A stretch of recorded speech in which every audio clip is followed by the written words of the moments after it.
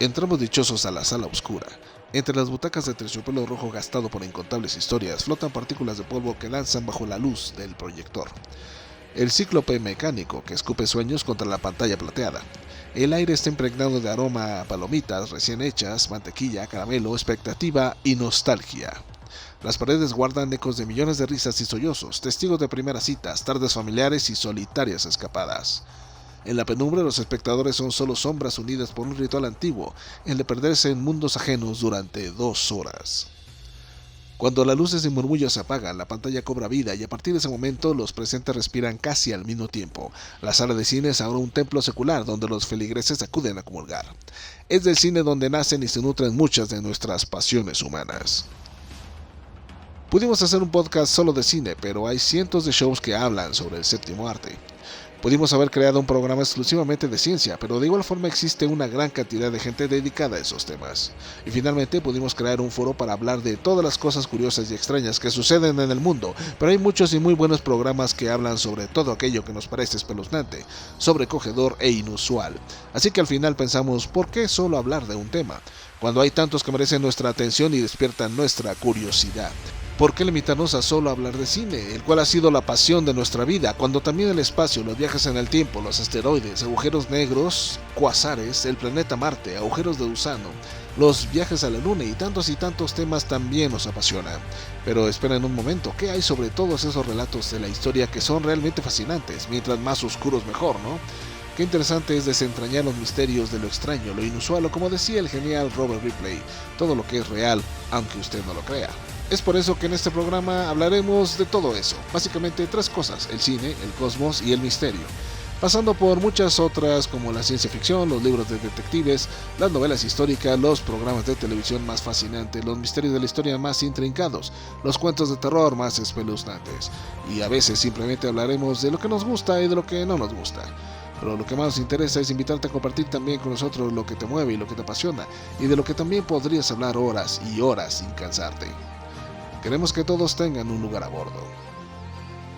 El cine, el espacio, el lore, el terror, lo desconocido, lo increíble.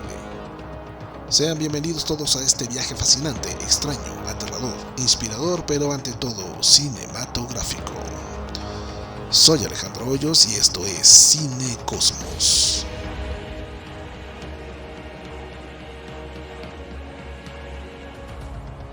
El nombre de este programa está inspirado en un cine real. El Cine Cosmos fue una sala emblemática de la Ciudad de México que se construyó en el año de 1946 en la colonia Tlaxpana, en la alcaldía Miguel Hidalgo. Esta sala se construyó justo en la época de oro del cine mexicano y se inauguró el 24 de junio con la película The Paradise Case, llamada aquí Agonía de Amor, dirigida por el maestro Alfred Hitchcock. El Cine Cosmos fue pionero de la permanencia voluntaria y las matinés, que eran las funciones mañaneras preferidas de los estudiantes del casco de Santo Tomás que mataban clase y preferían, como nosotros, irse de pinta. ¿A dónde más? Al cine. En los años 90 el Cine Cosmos se clausuró y cayó en el olvido hasta que en 2013 fue adquirido por el gobierno para convertirlo en Casa de Cultura.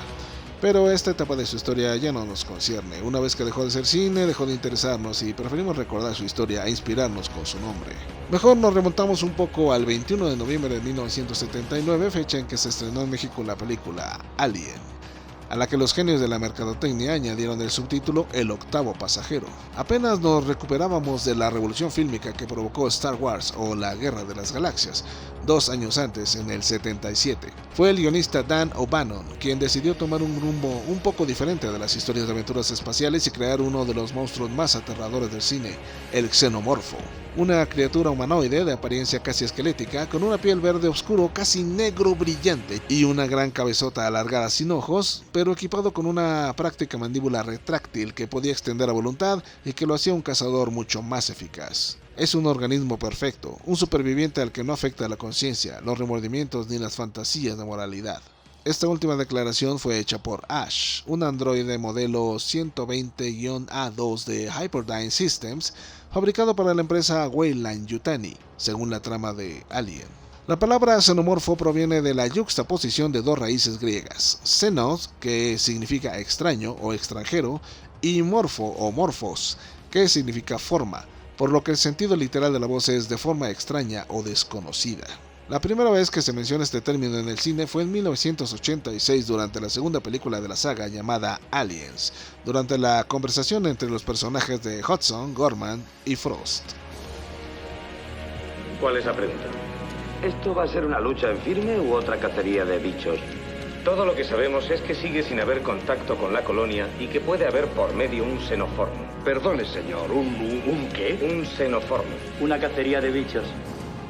Dan O'Bannon nació en San Luis, Missouri, y siempre fue uno de esos raritos que les gustaba la ciencia ficción. Hijo de un carpintero, fue en la Universidad del Sur de California donde conoció a otro tipo aún más raro llamado John Carpenter, con el que realizó un pequeño cortometraje llamado USC Dark Star, el cual fue posteriormente adaptado a película. Dan O'Bannon puso su granito de arena en Star Wars como animador digital y poco después obtuvo su gran oportunidad como supervisor de efectos especiales en la que sería la primera adaptación fílmica de la novela Dune de Frank Herbert, a cargo del director chileno Alejandro Jodorowsky. Sin embargo, este proyecto nunca llegó a realizarse, al menos no con Jodorowsky, y O'Bannon quedó sin trabajo y sin dinero, incluso sin casa, ya que tuvo que irse a vivir con su amigo Ronald Shusett, al tiempo que luchaba contra la enfermedad de Crohn. Fue entonces cuando juntos se pusieron a escribir la historia original de Alien. Una vez terminado, el guion estuvo en el limbo durante años. Fue rechazado por varios estudios hasta que 20th Century Fox decidió producirlo, motivado por el éxito de Star Wars de 1977. Sin embargo, en lugar de apostar por una aventura espacial tradicional, la película tomó un camino algo más oscuro, inspirado en el cine de terror y en la obra de un destacado y muy grotesco artista de origen suizo. La forma final del xenomorfo fue creación de un ilustrador nacido en Coira, la ciudad más antigua de Suiza, que empezó a dibujar en su niñez para combatir sus terrores nocturnos y que adoraba con todo su ser al pintor Francis Bacon y el escritor H.P. Lovecraft. Su nombre pasaría a la historia como uno de los diseñadores más originales y perturbadores, Hans Rudolf o H.R. Giger. Fue Giger el que definió la forma final del monstruo alienígena más temido del cine, inspirándose en sus propias litografías tituladas Necronom 4 y 5. El xenomorfo nació como una criatura antropomorfa, depredadora por naturaleza y parasitoide que se caracteriza por su violencia extrema y su gran capacidad de multiplicarse, con 6 dedos en cada mano y pie y una cola en forma de látigo. Su sangre es una mezcla de ácido sulfúrico y cloruro de potasio, altamente corrosiva. Giger aportó una estética biomecánica perturbadora, combinando elementos de carne y metal para dar vida a una criatura que parecía sacada de una pesadilla. Además diseñó las fases del ciclo de vida del monstruo, el facehugger o abrazacaras, el chestburster o explotatorsos y la criatura adulta, todos con un fuerte simbolismo sexual y de horror corporal. El facehugger o abrazacaras es la etapa de vida más temprana de los xenomorfos. Tiene forma de araña con una larga cola y su gracia principal es saltar a la cara de su víctima con tal de implantar un embrión que posteriormente mutará en un chestburster. El chestburster o explotatorsos se llama así por la forma en que el embrión ya maduro emerge del huésped, reventando su pecho y matándolo de una manera extremadamente sangrienta. El director Ridley Scott quería que el Nostromo, la nave donde se desarrolla la historia, tuviera una apariencia retrofuturista, en lugar de la típica estética brillante de la ciencia ficción. Este estilo viene en realidad de Star Wars, y reforzó la sensación de realismo y crudeza en la película, haciendo que los personajes se sintieran más vulnerables en un entorno mecánico e industrial. Uno de los mayores aciertos de Alien fue su protagonista, Ellen Ripley, interpretada por Sigourney Weaver.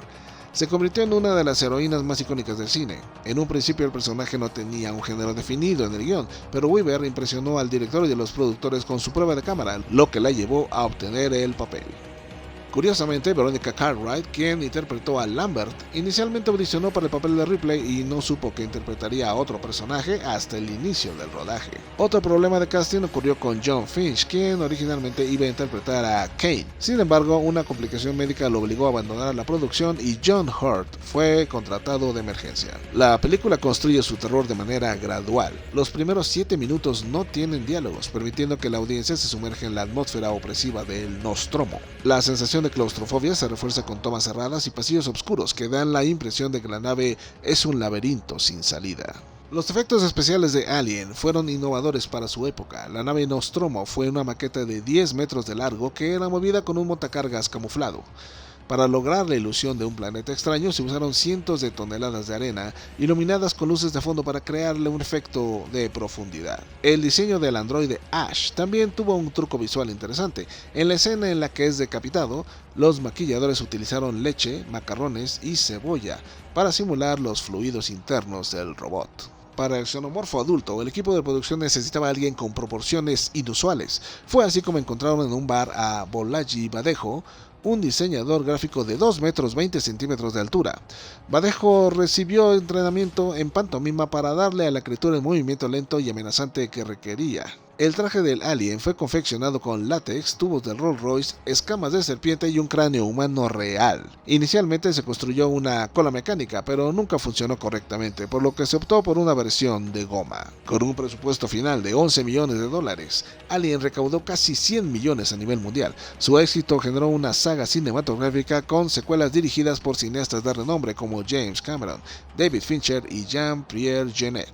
Más allá de su éxito en taquilla, Alien dejó una huella indeleble en la cultura popular. Su fusión de terror y ciencia ficción ha inspirado innumerables películas, cómics y videojuegos, como Alien Isolation. La imagen del facehugger, el chestburster y el xenomorfo adulto se han convertido en íconos del cine de terror.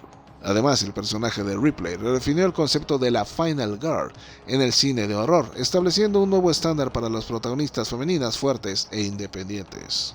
La producción de Alien estuvo llena de desafíos, decisiones creativas arriesgadas y momentos inesperados.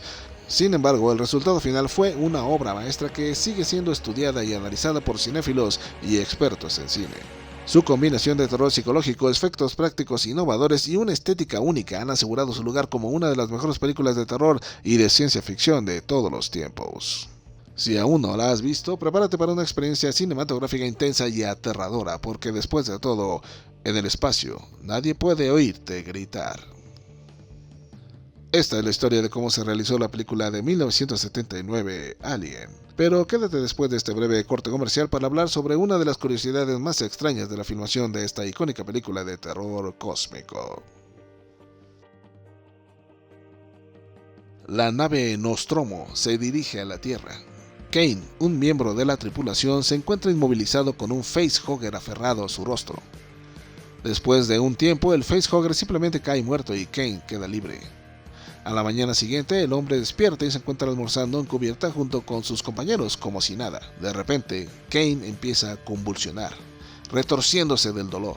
El resto de la tripulación trata de contenerlo sin éxito, y entonces ocurre, su pecho estalla y un bebé xenomorfo se abre paso al exterior con una explosión de sangre. Los propios actores lo explicaron así: leímos el guión y nos enseñaron un mock-up, pero no nos dijeron cómo iba a ser.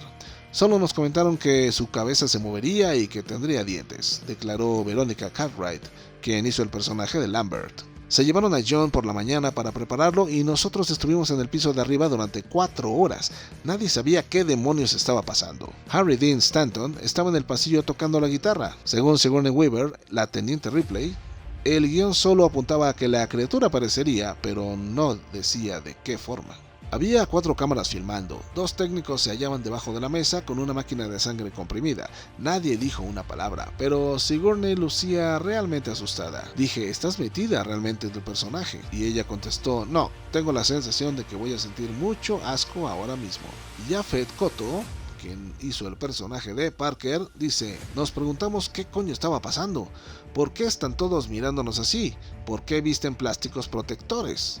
Empezaron a ver que algo asomaba del pecho de Hurt, pero de repente gritaron ¡corten! Cortaron la camiseta de John un poco más porque no salía lo suficiente. Luego dijeron, vamos a empezar de nuevo. Corre sonido, corre cámara, acción. Nos inclinamos hacia adelante y de repente ¡bang! El pecho de John explotó. Ninguno de nosotros lo esperaba. Weaver dice que solo podían pensar en que John estuviera bien. Se me olvidó que estábamos haciendo una película. Esta es la descripción de uno de los momentos más impactantes, la famosa escena del chestburster. Aunque los actores sabían que algo iba a pasar, nadie les advirtió sobre la criatura que reventaría el pecho de Kane y la gran cantidad de sangre que se usaría. La gente de efectos especiales utilizó sangre de toro real, lo que provocó reacciones de auténtico horror entre los actores, especialmente en Veronica Cartwright, quien gritó y cayó al suelo por la impresión.